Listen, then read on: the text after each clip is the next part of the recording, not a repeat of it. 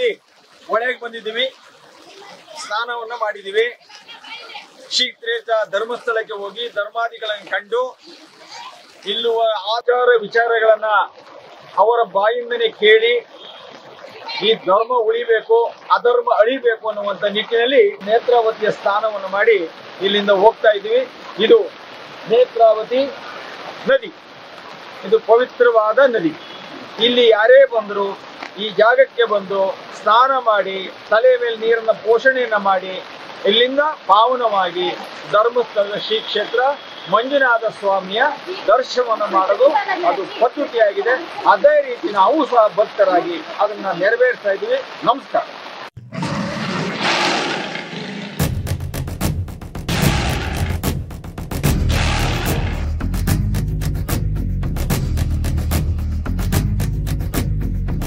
ಜನರನ್ನ ಸಂಪರ್ಕಿಸಿ ಇಲ್ಲಿ ಆಗುವಂತ ಅಧರ್ಮಗಳ ಧರ್ಮಗಳ ಇದರ ವಿಚಾರವನ್ನು ತಿಳಿಸಿಕೊಟ್ಟ ನಾವು ಬೆಂಗಳೂರಿನಿಂದ ಸಾಕಷ್ಟು ಜನ ಒಗ್ಗೂಡಿ ಬಂದಿದ್ದೀವಿ. ಈ ಒಗ್ಗೂಡಿರುವ ಕೆಲಸ ಏನಪ್ಪಾ ಅಂದ್ರೆ ಸನಾತನ ಧರ್ಮ. ನಾವು ಯಾವತ್ತು ಸನಾತನ ಧರ್ಮವನ್ನ ನಾವು ಉಳಿಸಿಲ್ಲ ಅಂದ್ರೆ, ಭಗವಂತನ ನಾವು ಪ್ರೇರಣೆ ಮಾಡಿಲ್ಲ ಅಂದ್ರೆ, ಭಗವಂತನ ನಾವು ಉಳಿಸ್ಕೊಳ್ಳಕ್ಕೆ ನಮ್ಮ ಕೈಲಿ ಅರ್ಹರಿಲ್ಲ ಅಂದಾಗ ನಾವು ಈ ಭಾರತ ದೇಶಕ್ಕೆ ಮಾಡುವಂತ ಅವಮಾನ. ಅದಕ್ಕೋಸ್ಕರ ಶ್ರೀ ಕ್ಷೇತ್ರಕ್ಕೆ ನಮ್ಮ ವಿನಯ್ ಗೌಡರು, ಜಯಣ್ಣವರು, ನಮ್ಮ ಸಿದ್ದರಾಜ್ ಅವರು, ರಾಜ್ ಅವರು, ಉಮೇಶ್ ಅವರು, ಸಾಕಷ್ಟು ಜನ, ನಮ್ಮ ಶಂಕರಪ್ಪನವರು, ಹೀಗೆ ಸಾಕಷ್ಟು ಜನ ನಾವು ಒಗ್ಗೂಡಾಗಿ ಬಂದು ಇಲ್ಲಿ ಶ್ರೀ ಕ್ಷೇತ್ರದ ಧರ್ಮಾಧಿಕಾರಿಗಳಾದಂಥ ವೀರೇಂದ್ರ ಹೆಗ್ಗಡೆಯವನ್ನ ನಾವು ಭೇಟಿಯಾಗಿ ಅಲ್ಲಿ ಅವರ ಬಾಯಿಂದ ಏನು ಬರ್ತದೆ ಅದನ್ನ ತಿಳ್ಕೊಂಡು ಸತ್ಯತೆನ ಈ ದೇಶಕ್ಕೆ, ಈ ರಾಜ್ಯಕ್ಕೆ ಕೊಡುವಂತ ಕೆಲಸಕ್ಕೆ ನಮ್ಮ AKG TV 360 ಚಾನಲ್ ಮುಂದಾಗಿದೆ. ಹಾಗಾಗಿ ನಾವೀಗ ಚಂಡೆಯ ಒಂದು ವಾದ್ಯದ ಜೊತೆಯಲ್ಲಿ ನಾವು ಮೇಲ್ಭಾಗದ ದೇವಸ್ಥಾನ ಕಡೆ ಹೋಗ್ತಾ ಇದ್ದೀವಿ. ಇದೆಲ್ಲ ಮುಗಿದ ನಂತರ ಮತ್ತೆ ಇಲ್ಲಿನ ಮನಸ್ಸಿನಲ್ಲಿರುವಂತ ಕೆಲವರು ವಿಷಯಗಳು, ಸಂದರ್ಭಗಳು, ಅವಲ್ಲಿ ಬರುವಂತ ಜನರ ಬಾಯಿಂದ ಬಾಯಿಗೆ ಬರುವಂತ ಸತ್ಯ ಕಥೆಗಳು ಎಲ್ಲವನ್ನ ವೀಕ್ಷಿಸಿ ಮತ್ತೆ ನಿಮಗೆ ತಿಳಿಸ್ಕೊಡ್ತೀವಿ. ನಮಸ್ಕಾರ.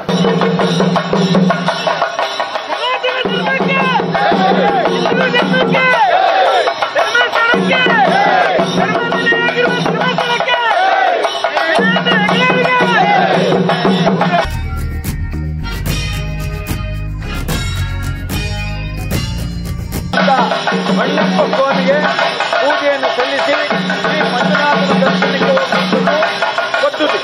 ಹಾಗಾಗಿ ನಾವು ಸಹ ಎಲ್ಲರ ಜೊತೆಯಲ್ಲಿ, ಮೆರವಣಿಗೆಯ ಜೊತೆಯಲ್ಲಿ ನಾವು ಇಲ್ಲಿ ಭಗವಂತನಿಗೆ ಕೈ ಮುಗಿದು ಪ್ರಾರ್ಥನೆಯನ್ನು ಮಾಡಿ ಬಂದಂತ ಭಕ್ತಳಿಗೆ, ಸಮಸ್ತ ಜನತೆಗೆ, ಈ ಒಂದು ನಾಡಿಗೆ ಒಳ್ಳೆಯದಾಗಲಿ ಅಂತ ಅಣ್ಣಪ್ಪ ಸ್ವಾಮಿಯಲ್ಲಿ ಕೇಳಿಕೊಂಡು ಮತ್ತೆ ಮುಗಿಯ ಸಾಕ್ತಾ ಇದ್ದೀವಿ.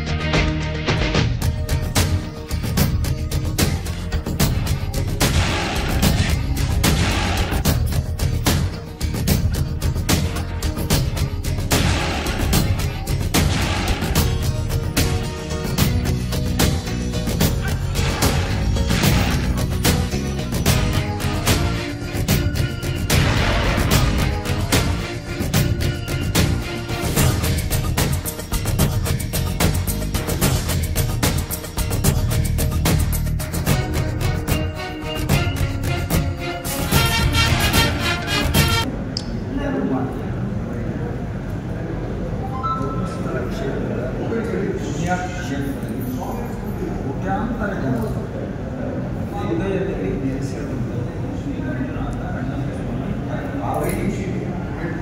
ಇಂಥ ಒಂದು ಪವಿತ್ರ ಕ್ಷೇತ್ರದಲ್ಲಿ ಧರ್ಮಾಧಿಕಾರಿ ಎಲ್ಲರ ಹೃದಯದಲ್ಲಿ ಶ್ರೀ ಮಂಜುನಾಥನೇ ನೆಲೆಸಿದ್ದಾರೆ ಅನ್ನೋ ರೀತಿಯಲ್ಲಿ ಈ ಒಂದು ನೇತ್ರಾವತಿಯ ಪುಣ್ಯಸ್ಥಾನ ಮಾಡಿ ಮಂಜುನಾಥನ ದರ್ಶನ ಪಡೆದು ನಮ್ಮ ಶ್ರೀ ಕ್ಷೇತ್ರದ ಧರ್ಮಾಧಿಕಾರಿಯಿಂದ ಶ್ರೀ ವೀರೇಂದ್ರ ಹೆಗ್ಗಡೆಯವರ ಒಂದು ಪೂರ್ಣ ಅಂದರೆ ಅವರ ಅನುಗ್ರಹದಿಂದ ಈ ಕ್ಷೇತ್ರ ಬಂದಂಥ ಎಲ್ಲ ಪುಣ್ಯಾತ್ಮರಿಗೂ ಈಗ ಒಂದು ಒಳ್ಳೆಯದಾಗಿದೆ, ನಂಬಿಕೆ ಇದೆ, ಸನಾತನ ಧರ್ಮ ಉಳಿತಾ ಇದೆ ಅನ್ನುವಂಥ ವಿಚಾರ.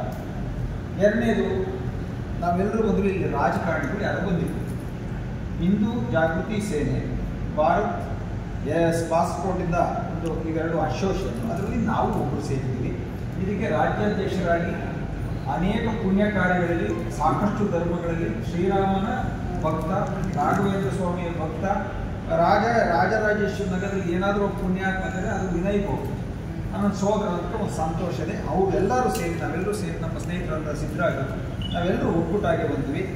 ನಮ್ಮ ಉದ್ದೇಶ ನಾಡು ನುಡಿ ಜಲ ನೆಲ ಗೋರಕ್ಷಣೆ, ಅದರ ಜೊತೆಯಲ್ಲಿ ನಮ್ಮ ಸನಾತನ ಧರ್ಮದ ಏನಾದರೂ ತೊಂದರೆಯಾಗಲಿ ನಾವು ಧ್ವನಿ ಎತ್ತುವಂಥದ್ದು, ಅಲ್ಲಿ ಹೋರಾಟವನ್ನು ಮಾಡುವಂಥದ್ದು, ನಮ್ಮತನವನ್ನು, ನಮ್ಮ ಮಣ್ಣನ್ನು, ನಮ್ಮ ಜನರನ್ನು ಉಳಿಸಿಕೊಳ್ಳುವಂಥ ಒಂದು ಕೆಲಸಕ್ಕೆ ನಾವು ಮುಂದಾಗಿದ್ದೀವಿ. ಈಗ ಬೇರೆ ಯಾವುದೇ ಭಾವನೆಗಳಿಲ್ಲ. ಈಗ ಶ್ರೀ ಕ್ಷೇತ್ರದಲ್ಲಿ ಸೌಜನ್ಯದ ಒಂದು ಸಾವಾಟು, ಅದರಿಂದ ಏನೇನೋ ಸಮಸ್ಯೆಗಳು ಹುಟ್ಟೋದು, ಅದರಲ್ಲಿ ಕೆಲವು ಹೋರಾಟಗಾರರು ಇದರ ನಮ್ಮ ಧರ್ಮಸ್ಥಳದ ಹಿಂದೂ ಸನಾತನ ಧರ್ಮದ ಮೇಲೆ ಅಪಪ್ರಚಾರಗಳನ್ನು ಮಾಡಿದ್ರು. ಅಪಪ್ರಚಾರ ಆದರೂ ಸಹ ಜನರ ಮನಸ್ಸಿಂದ ದೇವರನ್ನ, ದೇವರ ಭಕ್ತರನ್ನ, ದೇವರು ಇದನ್ನ ನಡೆಸುವಂಥ ಧರ್ಮಾಧಿಕಾರನ್ನ ಯಾರು ಅಳಿಸಲಿಕ್ಕೆ ಸಾಧ್ಯ ಇಲ್ಲ.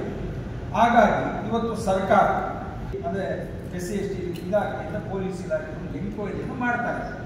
ಆದರೆ ಅಲ್ಲಿ ಬಂದಂಥ ಸನ್ನಿವೇಶಗಳು, ಸಂದರ್ಭಗಳು ಬೆಳಕನ್ನು ಚೆಲ್ಲಿದ ನಂತರ ಅವರು ಸೂರ್ಯನಂತೆ ಪ್ರಕಾಶಿಸಿದ ಹೊರತು ಎಲ್ಲೂ ಕತ್ತಲಾಗಿ ಅದನ್ನು ತಂದಿದ್ದೀವಿ. ತಾವು ಸ್ವೀಕಾರ ಮಾಡಿ, ಇಲ್ಲೇನೋ ಬಂದವ್ರಿಗೆಲ್ಲ ಬರ್ತಾರೆ, ತಾವೆಲ್ಲರೂ ಅವರಿಗೆಲ್ಲರೂ ಆಶೀರ್ವಾದ ಮಾಡಿ ನಾನು ಮತ್ತೆ ಒಂದು ದಿನ ನಾನು ಬರ್ತೀನಿ. ಈ ವಿಚಾರವಾಗಿ ನಾವು ರಾಜ್ಯಕ್ಕೆ ನಮ್ಮದೇ ಆದಂಥ ಒಂದು ಜನ ಇದ್ದರೆ ನಮ್ಮ ರಾಜಕಾರಣಗಳಿಲ್ಲ. ಹಾಗಾಗಿ ನಾವು ಹಿಂದೂ ಸನಾತನ ಧರ್ಮದ ಏಳಿಗೆಗೋಸ್ಕರ ನಾವು ಯಾವಾಗಲೂ ನಿಮ್ಮ ಋಣಿಯಾಗಿರ್ತೀವಿ ಅಂತ ಹೇಳ್ತಾ ನಾನು ಮಾತನ್ನ ಮುಗಿಸ್ತೀನಿ. ನಮಸ್ಕಾರ. ನಾವೆಲ್ಲ ಒಂದು 150 ಜನ ಎಲ್ಲ ಒಟ್ಟಿಗೆ ಬಂದು ಇಲ್ಲೇ ಒಳ್ಳೆಯದಾಯಿತು. ನಿನ್ನೆವರೆಗೆ ತುಂಬ ಬೇರೆ, ಇವತ್ತಷ್ಟು ಬೇರೆ ಜನ ಒಳ್ಳೆ.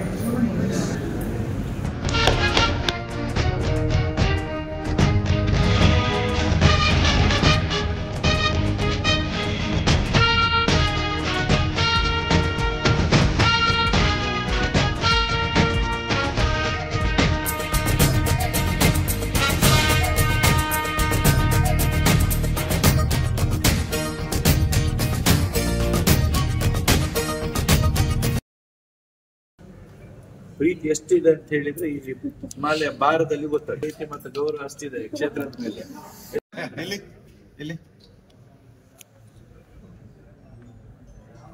ಎಲ್ಲ ಬಂದು ನಮ್ಮನ್ನ ತುಂಬಾ ಒಂದು ಒಳ್ಳೆಯ, ನಾನು ಯಕ್ಷಗಾನ ನಡೆಸುವ, ಯಕ್ಷಗಾನದ ನಾನು 80 ಜನ ಯಕ್ಷಗಾನ ಇದರಲ್ಲಿದ್ದಾರೆ. ಅವರು ಕೂಡ ಈ ತರ ಮಾತಾಡೋಲ್ಲ ನಿಮಗೆ, ಅಷ್ಟು ಚೆನ್ನಾಗಿ ಮಾತಾಡಿದ್ರು ಹೆಗ್ಡೆ ಅವ್ರ ಬಗ್ಗೆ. ಅಲ್ಲಲ್ಲ, ನಾನು ಹೊಗಳುದಲ್ಲ, ಅವರ ವಿಷಯ ಅರ್ಥ ಆಯ್ತು. ನೀವು ಅಷ್ಟು ಚೆನ್ನಾಗಿ ನಿಮ್ಮ ಭಾವನೆಗಳನ್ನ ಮತ್ತೆ ನಿಮ್ಮ ಎಲ್ಲ ಅವರ ಭಾವನೆಗಳನ್ನ ನೀವು ತಿಳಿಸಿದ್ದೀರಿ. ಆದ್ರಿಂದ ನಿಮ್ಗೆಲ್ಲ ಧನ್ಯವಾದ.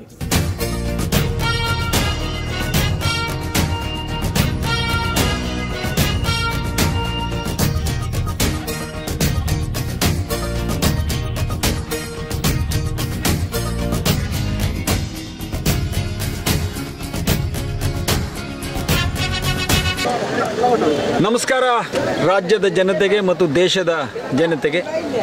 ಇವತ್ತು ಶ್ರೀ ಕ್ಷೇತ್ರ ಧರ್ಮಸ್ಥಳದ ಶ್ರೀ ಮಂಜುನಾಥ ಕ್ಷೇತ್ರದ ಸನ್ನಿಧಿಯಲ್ಲಿ ನಾವೆಲ್ಲರೂ ಸಹ ಭಾಗವಹಿಸಿದ್ದೀವಿ.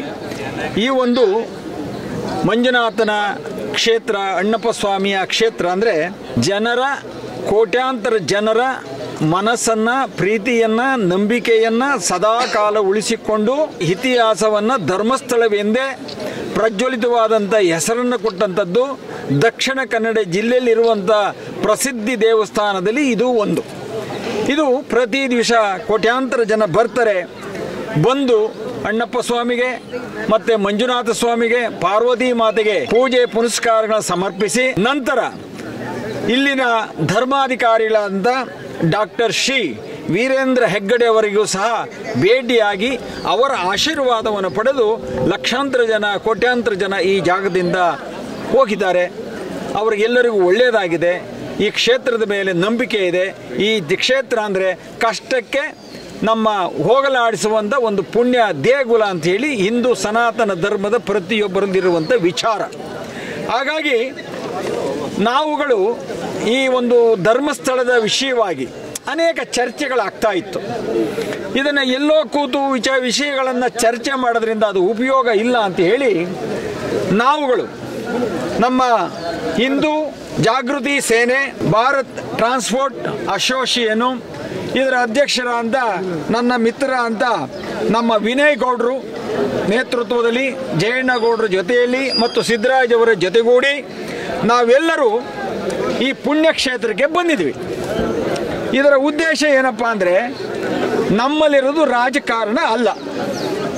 ನಾವು ಸನಾತನ ಧರ್ಮದ ವಿಷಯವಾಗಿ ಧರ್ಮಕ್ಕೆ ಅನಾನುಕೂಲವಾದಾಗ, ನಾಡು ನುಡಿ ಜಲ ನೆಲಕ್ಕೆ ಅನಾನುಕೂಲವಾದಾಗ ನಾವು ಪೂಜಿಸುವಂಥ 333 ಕೋಟಿ ದೇವಾನುದೇವತೆಗಳ ಅನುಗ್ರಹದಲ್ಲಿರುವಂಥ ಗೋಮಾತೆಯ ವಿಷಯದಲ್ಲಿ ನಾವೆಲ್ಲರೂ ವಿರೋಧವನ್ನು ಮಾಡುವಂಥರು, ರಕ್ಷಣೆ ಮಾಡುವಂಥವರು.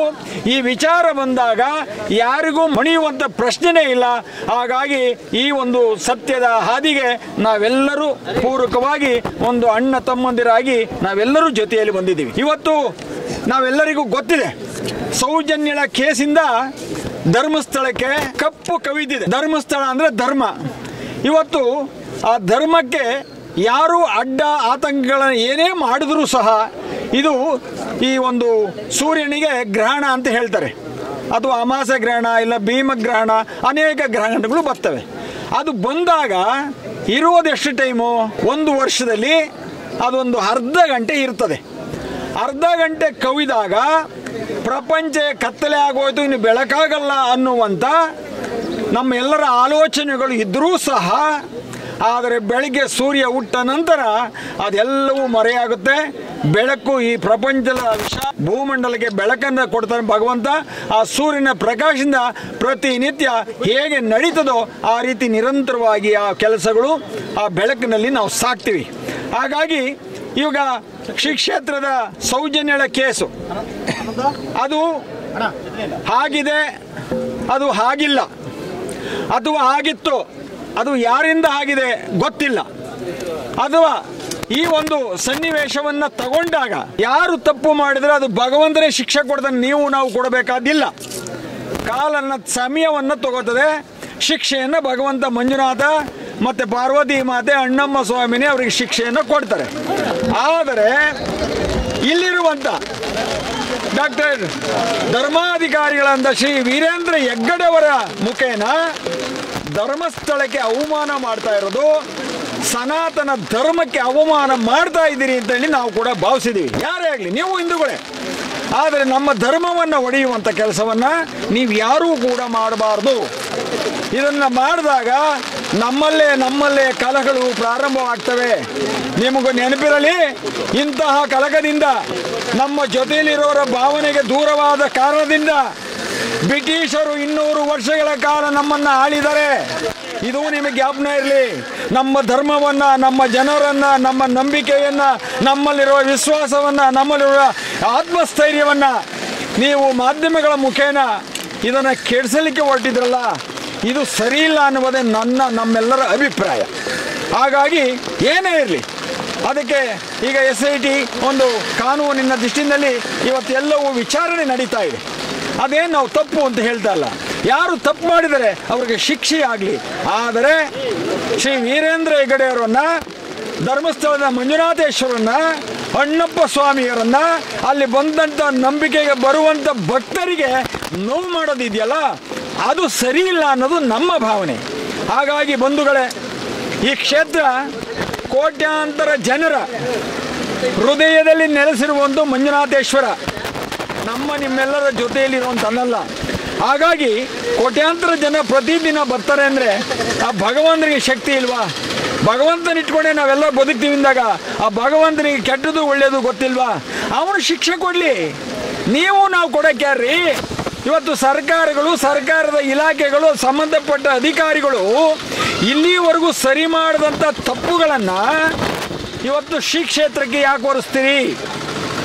ಅವರಿಗೆ ಯಾಕೆ, ಗುರುಗಳಿಗೆ ಅಂದರೆ ಧರ್ಮಾಧಿಕಾರಿಗಳಿಗೆ ಅವ್ರನ್ನ ನಿಂದನೆಯನ್ನು ಮಾಡ್ತೀರಿ? ಇದು ಸರಿಯಲ್ಲ. ನಾವು ನೆಲ, ಜಲ, ಭಾಷೆ ಮತ್ತು ಗೋರಕ್ಷಣೆ ನಮ್ಮ ಕನ್ನಡಕ್ಕೆ ಅವಮಾನವಾದಾಗ ನಾವೆಲ್ಲರೂ ಧ್ವನಿಗೂಡಿ ಹೋರಾಟ ಮಾಡುವುದೇ ನಮ್ಮೆಲ್ಲರ ಗುರಿಯಾಗಿದೆ.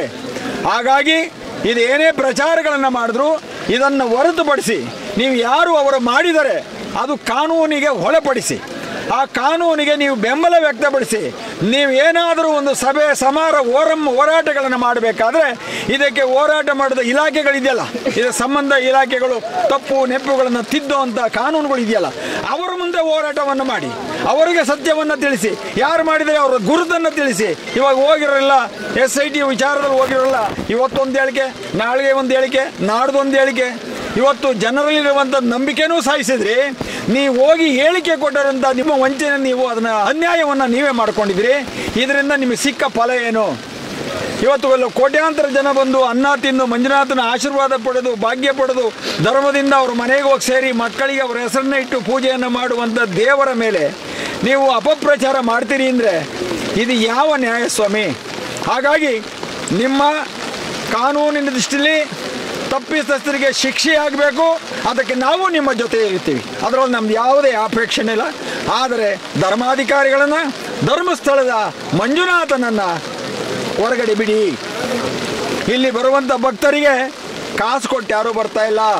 ಅವರಿಗೆ ಮಂಜುನಾಥನ ಆಶೀರ್ವಾದದಿಂದ ಅವರ ಬದುಕು, ಅವರ ನೆಮ್ಮದಿ, ಅವರಿಗೆ ಮಕ್ಕಳು, ಸಂತಾನ ಸಮೃದ್ಧಿಯಾಗಿ ಎಲ್ಲವನ್ನ ಬೇಡಿದಂಥ ಕೊಟ್ಟಂಥ ಮಂಜುನಾಥನ ದರ್ಶನಕ್ಕೆ ಅವರು ಆತ್ಮಶುದ್ಧಿಯಿಂದ ಅವರ ಕೈಲಾದಂಥ ಸೇವೆಯನ್ನು ಮಾಡೋದಕ್ಕೆ, ಅವರು ಇರುವಂಥ ಒಂದು ಕಾಣಿಕೆ ಸಮರ್ಪಿಸಲಿಕ್ಕೆ, ಆ ಭಗವಂತನ ಸೇವೆಗೆ ಇನ್ನು ಮುಂದೆ ನಿರಂತರವಾಗಿ ಸಾಗಲಿ, ಸನಾತನ ಉಳಿಲಿ ಅನ್ನೋ ಒಂದು ವಿಚಾರಕ್ಕೆ ಎಲ್ಲರೂ ಧರ್ಮವನ್ನು ಮಾಡ್ತಾರೆ. ಅದನ್ನು ಧರ್ಮಾದಿಗಳು ಸಮರ್ಪಣೆವಾಗಿ ಎಲ್ಲರಿಗೂ ವಿಸ್ತರಣೆಯನ್ನು ಮಾಡ್ತಾ ಇದ್ದಾರೆ. ಹಾಗಾಗಿ ಈಗ ಬಂದಂಥ ಎಷ್ಟೋ ವಿಚಾರಗಳು ಬಂದಿದೆ. ನಾವಿಲ್ಲಿ ಯಾರು ರಾಜಕಾರಣಿಗಳಲ್ಲ, ಇಲ್ಲೇನು ಬೇಳೆ ಬೇಯಿಸ್ಕೊಳ್ಳೋಕೆ ಬಂದಿಲ್ಲ, ನಮಗೆ ಯಾರಿಂದ ಏನು ಆಗಬೇಕಾಗಿಲ್ಲ. ಅದಕ್ಕೋಸ್ಕರ ನಾವು ನ್ಯಾಯಸಮ್ಮತವಾದಂಥ ಒಂದು ಧರ್ಮದ ವಿಚಾರದಲ್ಲಿ ನಾವೆಲ್ಲರೂ ಆಗಮಿಸಿದ್ದೀವಿ. ಹಾಗಾಗಿ ಬಂಧುಗಳೇ, ನೀವು ಯಾವುದೇ ಹೋರಾಟ ಮಾಡಿ ತಪ್ಪು ಮಾಡಿದರೆ ಶಿಕ್ಷೆ ಆಗಬೇಕು. ಬಲಿಷ್ಠರು ಮಾಡಿದರೆ ಅದು ಬಡವರ ಕೊಡದೇ ಇದ್ರು, ಕಾನೂನು ಕೊಡದೇ ಇದ್ರು, ಭಗವಂತ ಒಬ್ಬ ಕೊಟ್ಟೆ ಕೊಡ್ತಾನೆ, ಅದರೊಳಗೆ ಯಾವ ಸಂಶಯನೂ ಇಲ್ಲ. ನಮ್ಮ ಹೋರಾಟದಲ್ಲಿ ನಮ್ಮೆಲ್ಲ ಬೆಳವಣಿಗೆ ಎಲ್ಲ ಜನವನ್ನು ನೋಡಿ ಕೆಳಗೆ ಮೇಲೆಲ್ಲ ಅಳೆದಿದ್ವಿ. ಅದಕ್ಕೆ ಭಗವಂತ ಒಂದಿನ ಶಿಕ್ಷೆಯನ್ನು ಕೊಡ್ತಾನೆ. ಆದರೆ ಇವತ್ತೇ ತಪ್ಪು ಮಾಡಿ ಬೆಳಿಗ್ಗೆ ಶಿಕ್ಷೆ ಆಗಲ್ಲ, ಅದಕ್ಕೂ ಅವಕಾಶ ಇದೆ. ಭಗವಂತನು ಈ ಒಳ್ಳೆಯವ್ರನ್ನ ಕೆಟ್ಟವ್ರನ್ನ ಕ್ಯೂನಲ್ಲಿ ನಿಲ್ಲಿಸದೆ ಇಲ್ಲಿಂದ ಹಿಮಾಲಯ ಪರ್ವತದವರೆಗೂ ಬರೀ ಅನ್ಯಾಯ ಮಾಡಿದವರು ಸಿಗ್ತಾರೆ. ಅದನ್ನು ಇಂಗಿಸಬೇಕಾದ್ರೂ ಭಗವಂತನಿಗೆ ಒಂದು 6 ತಿಂಗಳು ವರ್ಷ ಬೇಕಾಯ್ತದೆ. ಹಂಗಾಗಿ ಸಮಯ ಬೇಕೆಲ್ಲ. ಅದಕ್ಕೆ ಆ ಸಮಯ ಬಂದಾಗ ವಿಷಯಗಳು ಪ್ರಸ್ತಾಪವಾಗ್ತವೆ, ಧರ್ಮಕ್ಕೆ ಅಲ್ಲಿ ದಾರಿ ಸಿಗುತ್ತದೆ, ಸತ್ಯ ಹೊರಗಡೆ ಬರ್ತದೆ. ಆವಾಗ ಸೂರ್ಯನಂತೆ ಈ ಒಂದು ಕವಿದಿರುವ ಕತ್ತಲೆ ದೂರವಾಗ್ತದೆ. ಧರ್ಮಸ್ಥಳ ಹಿಂದೆ ಹೇಗಿತ್ತು, ಇವತ್ತು ಹೇಗಿದೆ, ಮುಂದಕ್ಕೂ ಇದಕ್ಕಿಂತ ಪ್ರಕಾಶಮಾನವಾಗಿ ಈ ಧರ್ಮಸ್ಥಳ ಬೆಳೀತದೆ. ಹಾಗಾಗಿ ಯಾವುದೇ ಭಕ್ತಾದಿಗಳು ಇದ್ರೂ ಸಹ ನಿಮ್ಮ ನಂಬಿಕೆ, ನಿಮ್ಮ ಆಚಾರ ವಿಚಾರಗಳು, ನನ್ನ ಸನಾತನ ಧರ್ಮ ಯಾವುದು ನೀವು ಬಿಡಬೇಡಿ. ನೀವು ಯಾವತ್ತು ದೇವರನ್ನು ಮರಿತೀರಿ, ತಂದೆ ತಾಯಿನನ್ನು ಮರಿತೀರಿ, ಮಕ್ಕಳನ್ನು ಹೊರಗಡೆ ಹಾಕ್ತೀರಿ, ನೀವು ಯಾರು ಹಿಂದೂ ಧರ್ಮಕ್ಕೆ ಸೇರಿದಂಥ ವ್ಯಕ್ತಿಗಳಲ್ಲ. ಎಲ್ಲರನ್ನ ಪೂಜಿಸಿ ಗೌರವಿಸಿ ಗೋಮಾತೆಗಳನ್ನು ಆದರ್ಶಿಸಿ ಯಾರು ಈ ಮಣ್ಣಿನಲ್ಲಿ ಈ ಭೂಮಿಯಲ್ಲಿ ಯಾರು ವಾಸಿಸ್ತಾನೆ ಅವನೇ ನಿಜವಾದ ಭಕ್ತ, ಈ ದೇಶದ ಭಕ್ತ, ನಾಡಿನ ಭಕ್ತ. ಎಲ್ಲ ವಿಷಯದಲ್ಲೂ ಅವನು ಸಂಸ್ಕಾರವಂತನಾಗಿ ಈ ಮಣ್ಣಿನಲ್ಲಿ ಇರ್ತಾನೆ ಅನ್ನುವಂಥ ವಿಚಾರವನ್ನು ಹೇಳ್ತಾ ನಾವೆಲ್ಲರೂ ಇಷ್ಟೊಂದು ಜನ ಸೇರಿದ್ದೀವಿ. ಆಗಲೇ ಮಂಜುನಾಥ ಸ್ವಾಮಿಯ ಮುಂದೆ ನಾವು ಇದ್ದೀವಿ. ಹಾಗಾಗಿ ಮಂಜುನಾಥ ಅನುಗ್ರಹದಿಂದ ಸತ್ಯ ಹೊರಗೆ ಬರಲಿ. ನಮ್ಮ ವೀರೇಂದ್ರ ಹೆಗ್ಗಡೆ ಅವರು ಧರ್ಮದರ್ಶಿಗಳು ಇವತ್ತು ಸ್ವಲ್ಪ ಅವರಿಗೇನೋ ತಲೆನೋವು ಏನೋ ಒಂದಿದೆ ಅಂತ ಅಂದರು. ಇವತ್ತು ಅವರ ಶ್ರೀಮತಿಯವರು, ಅವರ ತಮ್ಮನಾದವರು ಎಲ್ಲರೂ ಬಂದು ನಮ್ಮೆಲ್ಲ ಆದ್ಯತೆಯನ್ನು ಸ್ವೀಕಾರ ಮಾಡಿ ನಿಮಗೆಲ್ರಿಗೂ ಒಳ್ಳೆಯದಾಗಲಿ, ಮಂಜುನಾಥೇಶ್ವರ ಸ್ವಾಮಿ ನಿಮ್ಮ ಅನುಗ್ರಹ ಸಿಗಲಿ, ಅಣ್ಣಪ್ಪ ಸ್ವಾಮಿ ನೀವು ಹೋಗುವಾಗ ನಿಮ್ಮೆಲ್ಲ ಕಷ್ಟಗಳನ್ನು ದೂರ ಮಾಡಲಿದ್ದ ಹಾರೈಸಿದರೆ ಅದಕ್ಕೆ ನಮಗೆ ಸಂತೋಷ ಆಗಿದೆ. ನಾವು ಯಾವತ್ತೂ ಧರ್ಮದ ಜೊತೆಯಲ್ಲಿರುವಂಥವ್ರು, ಸನಾತನ ಧರ್ಮವನ್ನು ಸದಾಕಾಲ ಕಾಪಾಡುವಂಥವ್ರು, ಗೋರಕ್ಷಣೆಯನ್ನು ನಮ್ಮ ಕಣ್ಣಿಗೆ ಬಿದ್ದು ಅದು ಉಳಿಸೋರೊಂದೇ ರೋಡಲ್ಲಿ ತಳೆದು ಹಸುಗಳು ತಡೆಯೋದಲ್ಲ. ಅದಕ್ಕೆ ನೂರಾರು ಸಾವಿರಾರು ಹಸುಗಳನ್ನು ಸಾಕಿ ಪ್ರತಿನಿತ್ಯ ಸೇವೆಯನ್ನು ಮಾಡುತ್ತಿರುವಂಥ ರಾಘವೇಂದ್ರ ಸ್ವಾಮಿಯ ಭಕ್ತ ನನ್ನ ಸೋದರ ವಿನಯ್ ಗೌಡ್ರು. ವಿನಯ್ ಗೌಡ್ರು ಈ ಥರ ಇದೆ. ಹಾಗಾಗಿ ನಮ್ಮ ಸೋದರ ಇವರು ಅಷ್ಟೇ ಎಲ್ಲರೂ ಹಸು ಕರೆಗಳನ್ನು, ಭೂಮಿಯನ್ನು ಇವತ್ತು ಪೂಜೆ ಮಾಡ್ತಾವ್ರೆ. ಅದರ ಜೊತೆಯಲ್ಲಿ ನಾನು ಕಾಲಭೈಶ್ವರ ಸ್ವಾಮಿಯ ಅನೇಕ ದೇವಸ್ಥಾನ ಕಟ್ಟಿ ಅದಕ್ಕೆ ಒಂದು ಪೂಜೆಯನ್ನು ಸಲ್ಲಿಸಿ ಧರ್ಮದ ಜೊತೆಯಲ್ಲಿ ನಾನು ಇರ್ತೀನಿ ಅಂತ ಹೇಳಿ ಶ್ರೀ ಮಾಗಡಿ ಕೆಂಪೇಗೌಡರು ವಿಶ್ವವಿಖ್ಯಾತಿ ಆದಂಥವರು, ಬೆಂಗಳೂರು ನಿರ್ಮಾತೃ, ಅವರ ಹೆಸರಿನಲ್ಲಿ ಸಾಕಷ್ಟು ದಾನ ಧರ್ಮಗಳನ್ನು ಮಾಡಿದ್ದೀನಿ. ಧರ್ಮ ಉಳಿತದೆ, ಅಧರ್ಮ ಹೋಗ್ತದೆ. ಅಧರ್ಮ ಯಾವತ್ತೂ ಹೋಗಲ್ವೋ ಧರ್ಮ ಉಳಿಯಲಿಕ್ಕೆ ಸಾಧ್ಯ ಇಲ್ಲ. ಹಾಗಾಗಿ ಈ ಧರ್ಮಸ್ಥಳಕ್ಕೂ ಸಹ ಸತ್ಯಗೂಟವು ಉಳಿತದೆ. ಹಾಗಾಗಿ ಧರ್ಮಸ್ಥಳದಲ್ಲಿ ಅಧರ್ಮ ತೊಲಗಬೇಕು, ಧರ್ಮ ಉಳಿಬೇಕು, ಧರ್ಮಾದಿಗಳ ಮನಸ್ಸು ಸರಿ ಹೋಗಬೇಕು. ಅದು ಅವರ ಆತ್ಮ ತೃಪ್ತಿಯಿಂದ ಮಂಜುನಾಥ ಸ್ವಾಮಿಗೆ ದೇವರಿಗೆ ಪೂಜೆಯನ್ನು ಸಲ್ಲಿಸಬೇಕು. ಆ ದೇವರು ತೃಪ್ತಿ ಪಟ್ಟಾಗ ಎಲ್ಲ ಭಕ್ತರು ಸಂತೋಷದಿಂದ ನೆಮ್ಮದಿಯಿಂದ ಜೀವನವನ್ನು ಸಾಗಿಸಿ ಮಂಜುನಾಥ ಸ್ವಾಮಿಯ ಆರಾಧನೆಯನ್ನು ಎಲ್ಲೇ ಇದ್ರೂ ಪ್ರಾರ್ಥನೆಯನ್ನು ಮಾಡ್ತಾರೆ ಅಂತೇಳಿ ನಂಬಿ ನಾವು ನಮ್ಮ ಮಂಜುನಾಥ ಸ್ವಾಮಿಯ ಭಕ್ತರಾಗಿ ನಮ್ಮ ಧರ್ಮದ ಒಂದು ಇತಿಹಾಸವನ್ನು ತಿಳಿದವರಾಗಿ ನಾವೆಲ್ಲರೂ ಒಗ್ಗಟ್ಟಾಗಿ ಬಂದಿದ್ದೀವಿ. ಆ ಭಗವಂತನ ಕೃಪೆ ಎಲ್ರಿಗೂ ಇರಲಿ ಅಂತೇಳಿ ನಮಸ್ಕಾರ ಮಾಡ್ತೀನಿ. ತಮ್ಮ ಜಗದೀಶ್ ಅಧಿಕಾರಿಗಳು ನಮ್ಮ ಜೊತೆಯಲ್ಲಿ ನಿಂತು, ಧರ್ಮದ ಜೊತೆಯಲ್ಲಿ ನಿಂತು, ಧರ್ಮ ಕಾರ್ಯಗಳ ಜೊತೆಯಲ್ಲಿ ನಿಂತು ವೀರೇಂದ್ರ ಹೆಗ್ಗಡವರ ಒಬ್ಬ ಅನುಯಾಯಿಯಾಗಿ ಇಲ್ಲಿ ಯಾರೇ ಬಂದರೂ ಅವರಿಗೆ ಭಕ್ತರಿಗೆ ಎಲ್ಲ ತೀರ್ಥ ಪ್ರಸಾದವನ್ನು ಕೊಟ್ಟು ದೇವರನ್ನು ತೋರಿಸಿ ಅನುಗ್ರಹವನ್ನು ಕೊಡುವಂಥ ಕೆಲಸದಲ್ಲಿದ್ದಾರೆ. ಅವ್ರಿಗೂ ಮಂಜುನಾಥ ಸ್ವಾಮಿ ಒಳ್ಳೆಯದು ಮಾಡಲಿ ಅಂತ ಹೇಳಿ ನಾನು ಹಾರೈಸ್ತೀನಿ. ನಮಸ್ಕಾರ. ಓಂ ಶ್ರೀ ಮಂಜುನಾಥ ನಮಃ. ಶ್ರೀಕ್ಷೇತ್ರ ಧರ್ಮಸ್ಥಳಕ್ಕೆ ಎಲ್ಲ ಭಕ್ತಾದಿಗಳು ಕೂಡ ಏನೋ ಪರಂಪರಾಗತವಾಗಿ ಹಿಂದಿನಿಂದ ಬರ್ತಾಯಿದ್ರು, ಇವತ್ತು ಕೂಡ ಬರ್ತಾ ಇದ್ದಾರೆ. ಈ ಸಂದರ್ಭದಲ್ಲಿ ಕೂಡ ಪ್ರಕೃತಿಯ ಒಂದು ವಿಶೇಷತೆಗಳು ಅಂತ ಹೇಳಿದರೆ ಅತಿಯಾದ ಮಳೆ ಅಥವಾ ಈ ಕಾರಣಗಳಿಂದಾಗಿ ಸ್ವಲ್ಪ ಜನಗಳ ಸಮಸ್ಯೆ ಬಿಟ್ಟರೆ ಜನಗಳು ಯಥಾವತ್ತಾಗಿ ಬರ್ತಾ ಇದ್ದಾರೆ. ಧರ್ಮಸ್ಥಳ ಅಂತ ಹೇಳುವಂಥ ಶ್ರದ್ಧಾ ಕೇಂದ್ರ ತಿರುಪತಿಯ ಹಾಗೆ ವರ್ಷಂಪ್ರತಿ ಬರುವಂಥದ್ದು ಇಲ್ಲಿಯ ಭಕ್ತರ ಕಟ್ಟುಪಾಡುಗಳು. ಹಾಗಾಗಿ ವರ್ಷಂಪ್ರತಿ ಬರುವಂಥವರು ಅವರವರ ಸಾಂದರ್ಭಿಕವಾಗಿ ಕಾರ್ತಿಕ ಮಾಸದಲ್ಲಿ ಅಥವಾ ಏನು ಶುಭ ಸಂದರ್ಭದಲ್ಲಿ, ಮಹಾಶಿವರಾತ್ರಿಯ ಸಂದರ್ಭದಲ್ಲಿ ನಿರಂತರವಾಗಿ ಬರ್ತಾ ಇದ್ದಾರೆ. ಶ್ರಾವಣ ಮಾಸದಲ್ಲಿಯೂ ಕೂಡ ಬರ್ತಾ ಇದ್ದಾರೆ. ಇಲ್ಲಿ ಏನೋ ಬೇರೆ ಬೇರೆ ಏನಾದರೂ ಮಾತಾಡ್ತಾ ಇದ್ದಾರೋ ಆ ಥರದ್ದು ಏನೂ ಇಲ್ಲ. ಇಲ್ಲಿ ಬಹಳ ಸ್ವಚ್ಛಂದವಾದಂಥ ವ್ಯವಸ್ಥೆಗಳಿದೆ. ಕ್ಷೇತ್ರದ ಮಂಜುನಾಥ ಸ್ವಾಮಿಯ ಅನುಗ್ರಹ ಎಲ್ಲ ಭಕ್ತರಿಗೂ ಕೂಡ ಒಂದೇ ರೀತಿ ಇದೆ. ಹಾಗಾಗಿ ಜನಗಳು ಬರ್ತಾ ಇದ್ದಾರೆ, ಎಲ್ಲವೂ ಶಾಂತಿಯುತವಾಗಿದೆ. ಸುಳ್ಳು ಮೇಲೆ ಸುಳ್ಳು. ಈ ಧರ್ಮದ ಮೇಲೆ ಇಷ್ಟೊಂದು ದ್ವೇಷ ಯಾಕೆ ಅವ್ರಿಗೆ? ಈಗ ಮಾಡ್ತಾ ಇದ್ರ ದಿನ ಕಂಪ್ಲೇಂಟ್ ಮಾಡ್ತಾ ಅವ್ರಿಗೆ ದ್ವೇಷ ಯಾಕೆ? ದ್ವೇಷ ಅಂದರೆ ಗಡ್ಡೆ ಥರ ಇರ್ತದಲ್ಲ, ಆ ಥರ ಒಂದು ಅವರ ಕೆಲಸನೇ ಅದು. ಕ್ಷೇತ್ರದ ಬಗ್ಗೆ, ಹಿಂದೂಗಳ ಬಗ್ಗೆ, ಹಿಂದೂ ದೇವಸ್ಥಾನದ ಬಗ್ಗೆ ನಾವು ಮಾಡಬೇಕಲ್ಲ. ಅವರಿಗೆ ಕೂತಲ್ಲಿಗೆ ಬರಬೇಕು, ಹಣಕ್ಕೋಸ್ಕರ ಮಾಡ್ತಾ ಇದ್ದಾರೆ. ಮತ್ತೇನು ಅದೇ ಥರ ಇವಾಗ ನಡೆಯುವುದೇ ಅದೇ. ನಮ್ಮ ಹೆಸರು ಯಾರಮ್ಮ? ಜಯರಾಮ್. ಇಲ್ಲಿ ದೇವ್ ಧರ್ಮಸ್ಥಳದಲ್ಲಿ ಆಗ್ಲಿ. ಧರ್ಮ ಯಾವತ್ತೂ ಉಳಿತದೆ, ಅಧರ್ಮ ಯಾವತ್ತೂ ಒಂದು. ನನ್ನಪ್ಪ ಮಂಜುನಾಥಿಗೆ ಕಣ್ಣು ಬಿಟ್ಟಿದ್ದಾನೆ ಅವ್ರ ಮೇಲೆ. ಹಾಗೆ ಒಳ್ಳೆಯದು. ಯಾರು ಅನ್ಯಾಯ ಮಾಡ್ತಾರೆ ಹಾಗೆ ಒಳ್ಳೆಯದು. ನೋವಾಗಿದೆ. ಧರ್ಮಸ್ಥಳದ ಕಡೆಯಿಂದ ನೋವಾಗಿದೆ, ಹೊರಗಡೆಯಿಂದ ನೋವಾಗಿದೆ. ಹೊರಗಡೆಯಿಂದ ಸುಳ್ಳು ಸುದ್ದಿ ಹಬ್ಬಿಸ್ತಾ ಇದ್ದಾರೆ. ಆಯಿತು. ಈಗ ಈಗ ಧರ್ಮಸ್ಥಳಕ್ಕೆ ಒಂಥರ ಕಳಂಕ ತಂದು ಇಟ್ಟಿದ್ದಾರೆ.